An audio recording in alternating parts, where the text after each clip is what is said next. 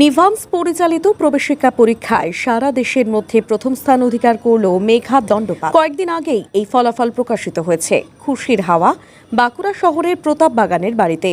মেয়ের এই সাফল্যে খুশি বাবা রূপম দণ্ডপাত, মা সুমনা ঘোষরা। তারা বলেন, মেয়ে পড়াশোনায় ভালো, তবে এবার অপ্রত্যাশিত সাফল্য এসেছে। খুশি মেঘা দণ্ডপাত নিজেও।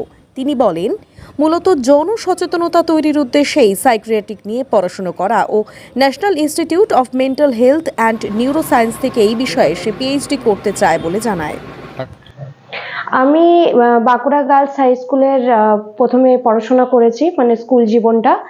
তারপরে আমি জয়েন্ট এন্ট্রান্স দিই এবং জেনপা যেটা হয় ওয়েস্ট বেঙ্গলে, সেটার মাধ্যমে আমি বিএসসি নার্সিংয়ে এসএসকেএমে চান্স পাই।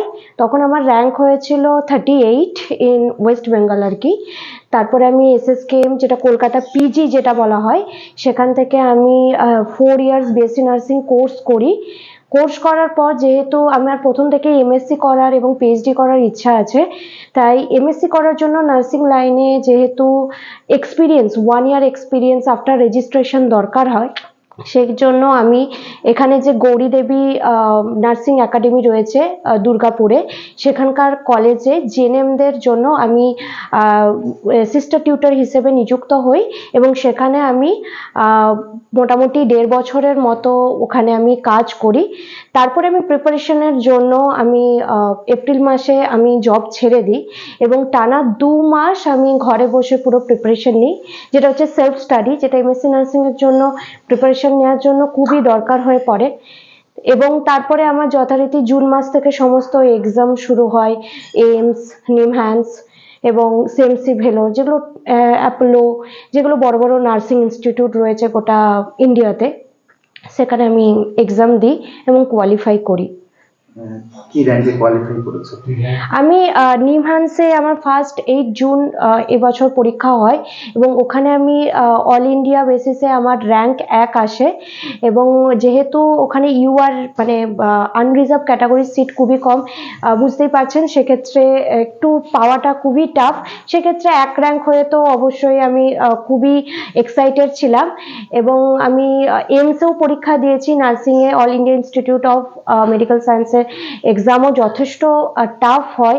সেক্ষেত্রে আমার র্যাঙ্ক অল ইন্ডিয়া বেসিসে 74 আসে জেনারেল ক্যাটাগরি। আর সিএমসি ভেলোরও পেডিয়াট্রিক নার্সিংয়ে আমার ফার্স্ট নাম আসে। এগুলোই মোটামুটি আমি এখন আপাতত এক্সাম দিয়েছি।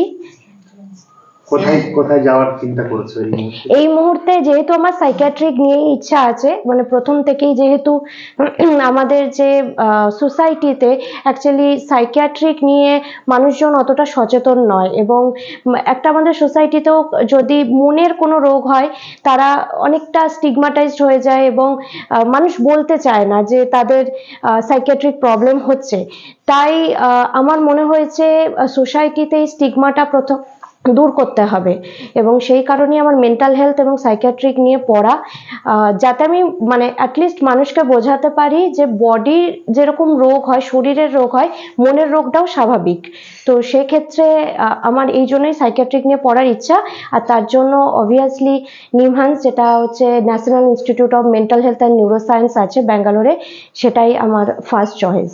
কিভাবে এই পড়াশোনাটা কিভাবে করতে, একদিকে জব অন্যদিকে পড়াশোনা কিভাবে? হ্যাঁ, যেহেতু এটা একটা নার্সিংয়ে খুবই কঠিন কাজ, যে এক্সপিরিয়েন্স দরকার হয় এবং তার সাথে পড়াশোনাটা করা। প্রথম ওখানে কাজ করতে করতেই যত 2 ঘন্টা 3 ঘন্টা যা সময় পেতাম ততটুকু করতাম, কিন্তু সেটাই তো এনাফ নয়। তার জন্য আমি মোটামুটি পরীক্ষার 2 মাস আগে ছেড়ে দিই আর কি জব, এবং মোটামুটি মিনিমাম তো 9-10 ঘন্টা পড়াশোনা দরকার, সেটা সেলফ স্টাডি দরকার হয়েই পড়ে।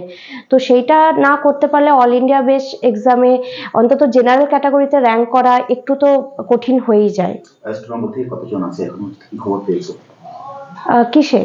এই তোমার সঙ্গে র্যাঙ্কে ওয়েস্ট বেঙ্গল থেকে আমি নিমহ্যান্সে কাউকে এখন অবধি আমার ফিল্ডে কাউকে দেখিনি। কেমন লাগছে এই সাফল্য? সেটা তো বিশাল, আমার কাছে আনএক্সপেক্টেড।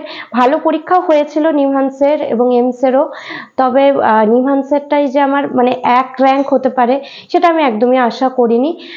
আর এইটুকুই আর কি। আর এখানে নিমহান্সে আপনি যেটা জিজ্ঞেস করছিলেন যে আর কেউ আছে কিনা, আমাদের যে র্যাঙ্কের লিস্ট বেরিয়েছে সাইকিয়াট্রিক নার্সিং এবং নিউরোসায়েন্স নার্সিংয়ে ওয়েস্ট বেঙ্গল থেকে এখনো অবধি কাউকে দেখিনি। তবে এমসে অনেকেই র্যাঙ্ক করেছে, সেক্ষেত্রে অনেক আমার বন্ধু বান্ধবরা অনেকেই আছে, এটুকুই। তোমার নাম? আমার নাম মেঘা দণ্ডপাঠ।